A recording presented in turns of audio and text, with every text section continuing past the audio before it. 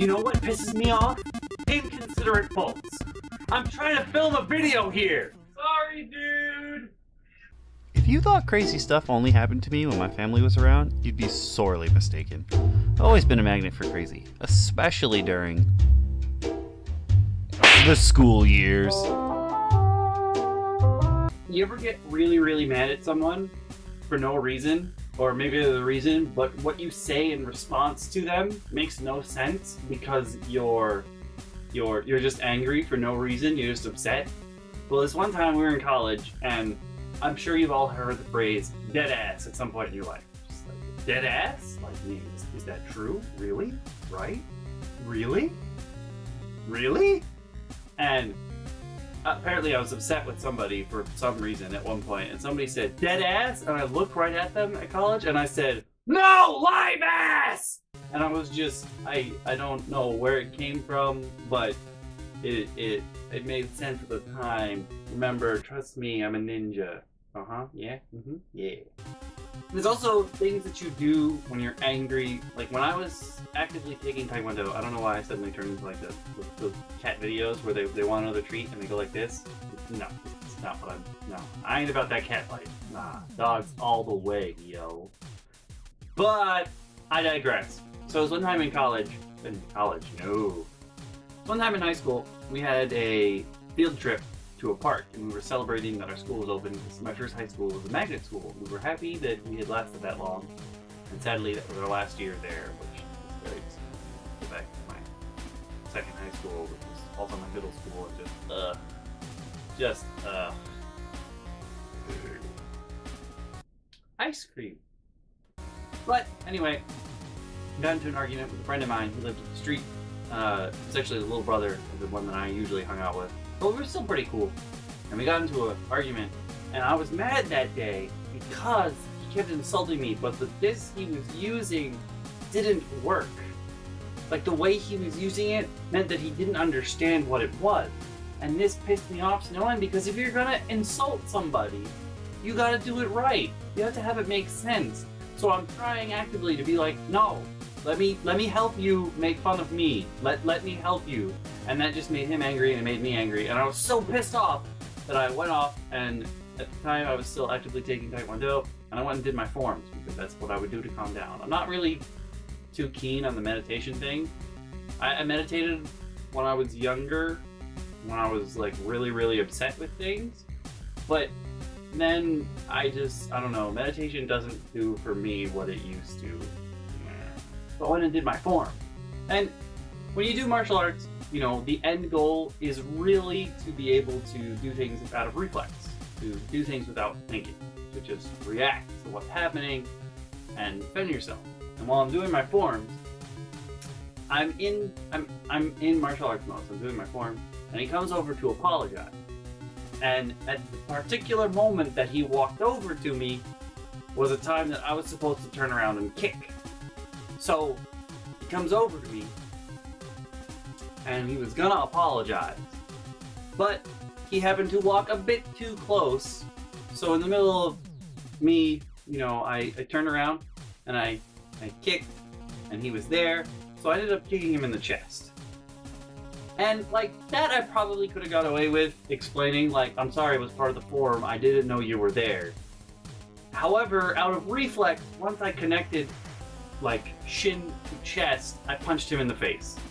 And it was reflex, but you can't explain that to other people who don't actively study martial arts and things like that, because they won't listen to you. They just think you wanted to punch them in the face. But no, it's reflex.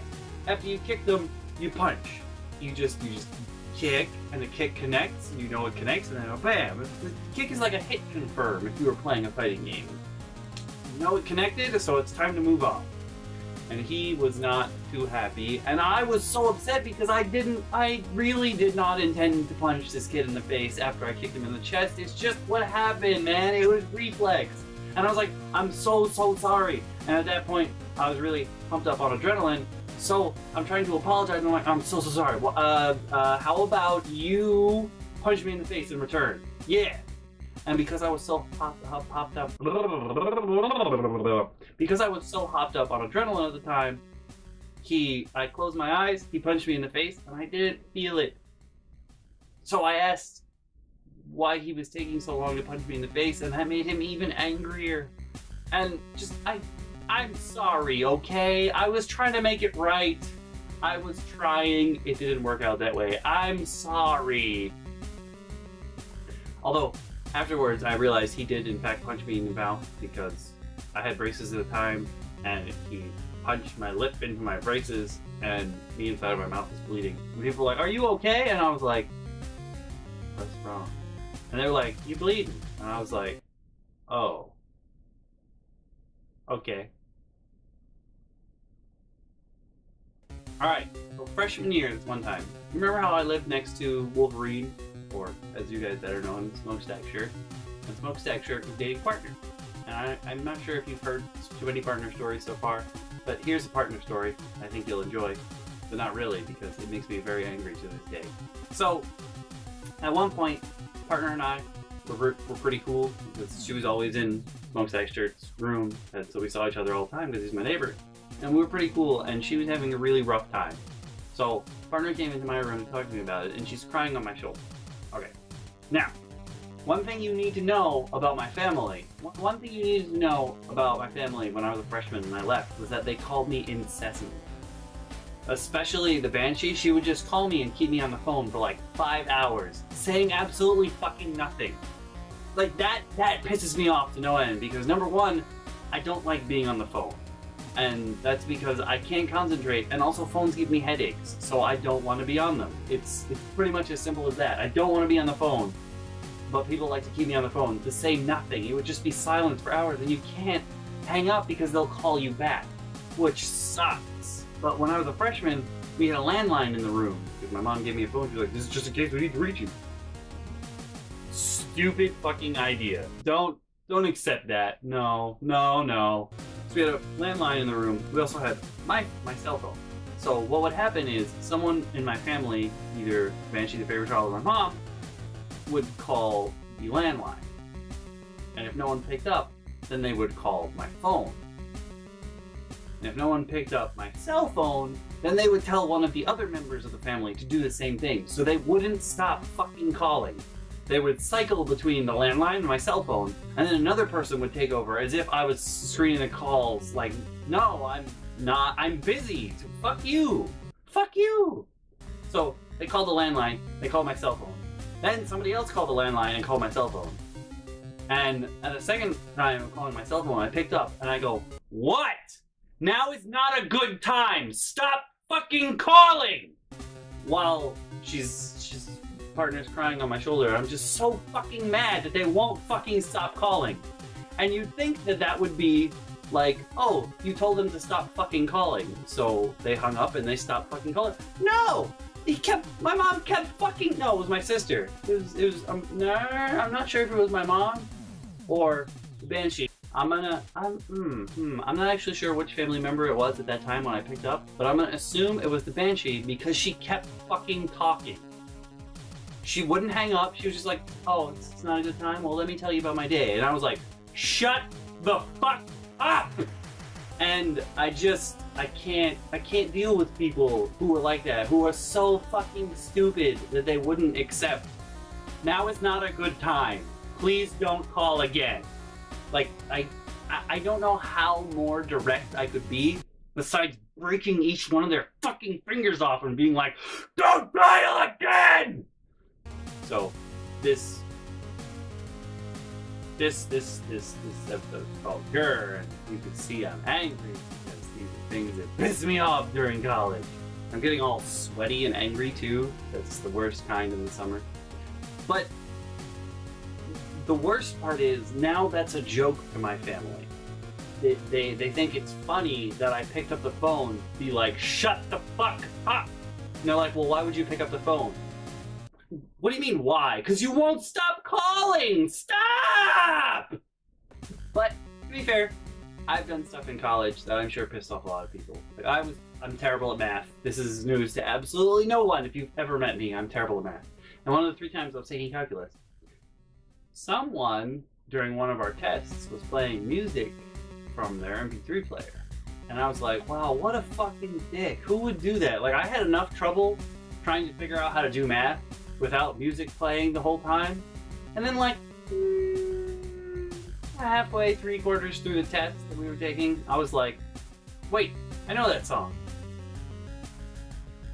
And I checked my pocket. It was me. I was that dick playing music in class. So I'm sorry to the rest of the class, though I'm sure no one else had as much trouble with math as I did, so it wasn't too bad. One thing that really stuck with me negatively at the end of college when I was really sick was, so we were running relief efforts. I was coordinating with the different groups on campus, and one of the groups that I was partial to because I helped start, but I never really went because it's not my thing. I helped the Chinese students on campus start Christian fellowships as well. And I helped coordinate with them when they needed it and what have you. And when we were doing relief efforts for the tsunami in Japan, I had to coordinate with a whole bunch of the groups. And I went to one of the meetings. And I went to the meeting, I was already pretty far into being sick, so I had lost weight. I couldn't sleep, couldn't eat, hadn't slept or eaten in a long time. I had a terrible fever at the time. My eyeballs, there was no liquid. Like, when you get a fever for a really long time, you're just dry all over, and so my eyes were blood red and they were just dry. And when we were done with the meeting, we met with a faculty member. We had like 4 other clubs in there and the Japanese kids who were doing their own relief efforts. When we were done with the meeting, I was like, all right, I need to go lay in bed because I'm not gonna last at all. And one of my grandkids that I had helped start Christian fellowship with came up to me and she was like, can you help me write a paper? And I was like, no. Do you not see what's going on here? Like, I'm very ill and I need to go rest. I probably wasn't gonna sleep because I can't sleep, but I need to go rest. And she was like, no. I really need your help right now because I'd like to get this done with. And I was like, oh, fine, whatever, I don't care. And so we go downstairs and she gives me her paper and I can't see. Like, at this point, my eyeballs are all fucked up and I can't really read what she's writing.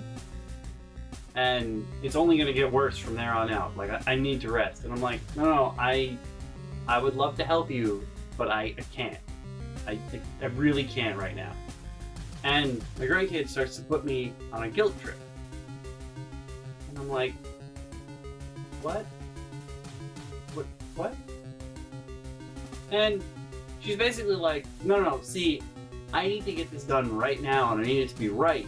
Otherwise, people are gonna think poorly of Christian fellowship. And I look right at it. And in my head, I'm fucking screaming. I'm like, I think really poorly of you right this second because you're being a huge bitch. And I am trying to contain myself because at that point I didn't really have much energy and I did not want to waste it doing that. Like, just having a huge fucking argument about how huge of a bitch you're being when you're trying to express your sympathy to people, but you're sitting there making me work on your shit when I obviously need to rest. But anyway, so I work on it for a little bit with her and I get up because it's time to cough blood and I don't want to cough blood all over the table because that's weird. So I get up and I go to the bathroom and I cough blood into the sink. I'm sorry, it's not sanitary, but it had to go somewhere and I didn't have any more tissue. So I cough blood into the sink and I come back to the table and like, I'm fucking done at that point. I'm like, no, I'm not. I'm gonna be like, goodbye when I get to the table. And as I come out of the bathroom, remember the really clumsy girl that I liked that was priming me to be a boyfriend, but she chose someone else that she was priming to be a boyfriend while she already had a boyfriend a couple episodes ago? I run into her as I come out of the bathroom. And I'm pretty sure at this point I'm wiping blood off my face and I'm like, hey. And she just gives me this look. She just gives me this look. Daggers. It's the death stare. The death stare that I know so well. And in that moment, I've just come out of the bathroom. I've coughed blood into the sink. Like, I'm, for all intents and purposes at this point, dying. And you want to give me shit because you don't want to talk about the fact that you had a boyfriend already, and you were pretty much dating 2 other dudes. Like, you don't want to have that. It's my problem. Do you think I need your shit right now? And I just walk away. I go back to the table. I don't sit down at the table. I look right at my grandkid. I'm like, yo, I just coughed blood into the sink. I'm going fucking home. And I went home. And sometimes I walked into a lot of shit and just kind of roll around in it while I was in college. But after that, like, I was pretty much done rolling around in other people's shit. Like, nah. And what's worse is my friend with benefits and I had sort of had a falling out. We had sort of had a falling out, and one of the things that was really important to her while I was her friend with benefits was that if she had a problem, I had to drop fucking everything and run down to her room and hang out with her and make her feel better. However, when I had a problem, she was nowhere to be fucking found. And when I got really sick, she just fucking disappeared. And one day I ran into her at the dining hall, probably either pre or post puke, because that was a thing that happened whenever I ate anything while I was deathly ill. Blah! Immediately. So I walked into the dining hall and I sat down at the table with her, and she was like, wow, you look awful. And I was like, yeah, I know. And I was gonna be like, you would know too if you weren't an awful human being. But instead, I was just like, no, I've been really, really sick. And her response was, ew, get away from me. I don't want anything you have. And she avoided me for the entirety of me being sick. And like, I can understand if you didn't want to have an emotional attachment, but she did. She wanted to date me, which means there was some kind of attachment there. And to have her turn on me like that was kind of like validation as to I was right. Like, that definitely would not have worked as a relationship, so I'm glad I wasn't in it. But also, it hurt. And I know I've mentioned it a lot of times before, but like, that span of time when I was super sick and I needed people, I played Digimon World Dusk like every day because I love my Digimon, and they love me back, and they tell you so, and they're so happy that they're your friends. Like, that game will get you through some hard times in life, I must admit. Hey there, guys and gals. I hope you're enjoying Season 2 of On Fairy Tales, The School Years. As always, you can click the link on the left to see the previous episode, or you can click the link on the right to see the playlist, where you can see all the episodes so far.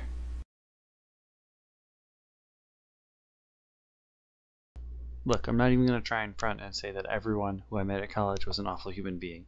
I met some amazing people there. Here come the burps. Here come the burps. Here come the burps. No burp there? Fine. Fine. Screw you, gas. Here come the burps. But wait, there's more.